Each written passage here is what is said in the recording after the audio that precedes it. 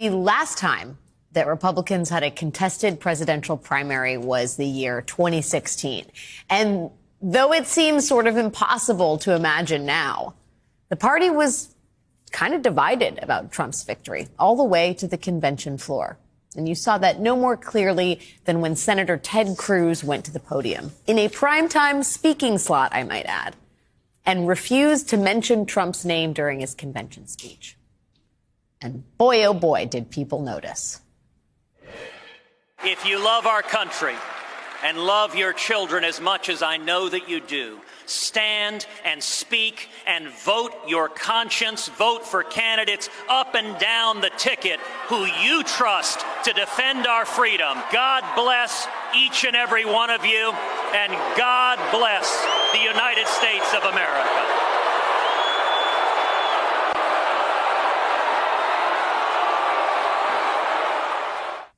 Prior to that moment, before all those just deafening boos, Ted Cruz and Donald Trump had been going at each other for months. Relations between these two men were not good. Trump regularly went after Ted Cruz's family during the primary. He weirdly and baselessly accused Cruz's father of playing a role in the Kennedy assassination. He insulted Cruz's wife, Heidi Cruz, for her appearance. And Senator Ted Cruz was quite obviously furious over it. Donald doesn't like strong women. Strong women scared of. I don't get angry often. But you mess with my wife, you mess with my kids, that'll do it every time. Or leave Heidi the hell alone. But Ted Cruz was not an outlier that year. Other candidates running against Trump were also able to muster some amount of courage to speak out about him, to maybe even stand up to him, or at least his candidacy. Senator Marco Rubio was running against Trump in 2016, and this is what Marco Rubio had to say.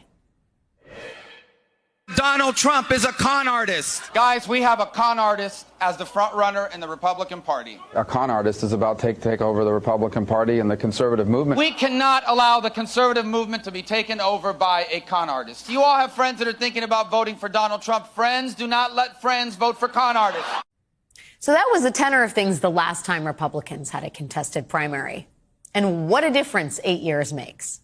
Senator Marco Rubio, who spent a fair part of 2016 calling Donald Trump a con artist, has this week endorsed Donald Trump for president, despite the fact that Trump has now actually legally been proven to be a con artist by a federal judge.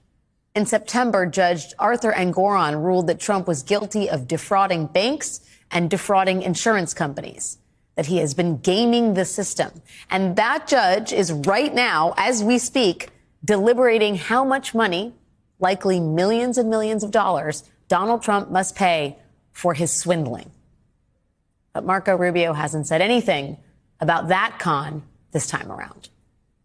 Meanwhile, Ted Cruz, who made some real waves back in 2016, calling out Trump's fear of strong women and urging Republicans to vote their conscience.